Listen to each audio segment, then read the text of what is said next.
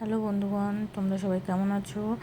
জুহি ব্লগসে তোমাদের সবাই স্বাগত জানাই।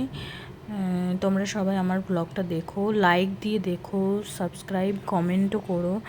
আর বিয়ের পর প্রথম আমি আমার মা বাবা আমার বর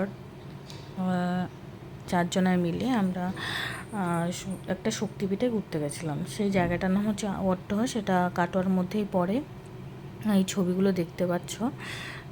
মা বাবা পুজো দিয়েছিল, তারপর পুজো দেওয়ার পরে আমরা ফোঁটা নিয়ে তারপরে বেরিয়েছিলাম। তারপরে ওখানে কিছুক্ষণ ঘোরাঘুরি করলাম, তারপরে চলে আসলাম হচ্ছে সোনানন্দী রাজবাড়িতে। এই যে সোনানন্দী রাজবাড়ির সামনেই ছবি তুলেছি, ভেতরে ছবি তোলা যায়নি কারণ সোনানন্দী রাজবাড়ির ভেতরে তালা মারা ছিল আর অর্ধেক অংশ তো ভেঙেই গেছে। আমি আমার বর ছবি তুলেছি,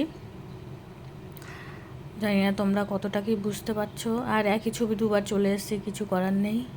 তারপরে আমি আর আমার মা দুজনেই শাড়ি চেঞ্জ করেছিলাম। মাও কুর্তি পরেছিল, আমিও একটা কুর্তি পরে নিয়েছিলাম। আর আমি আমার বর। রাজবাড়িটা কিন্তু বেশ সুন্দর দেখতে, মানে অনেক পুরনো আমলের, মানে এখনকার দিনে এরকম বাড়ি দেখা যায় না, তাও যে রয়েছে এই অনেক। সবাই মাঠের মধ্যে ঘুরছে আর আমি ভিডিও বানাচ্ছি।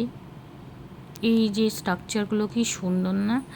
এত সুন্দর, এখনকার দিনে আর দেখাই যায় না। তখনকার দিনে এই পুকুরে মাছগুলো নাকি মরে গেলে নাকি গঙ্গায় দেয়, আর এই মাছ কেউ খায়ও না, মানে এই মাছগুলোকে পুজো করে। তখনকার দিনে রাজার পোষা এই মাছগুলো পুজো করতো। এই যে পুরো বাড়ি ভেঙে পড়ে আছে। ভালো লাগলে like comment subscribe and share.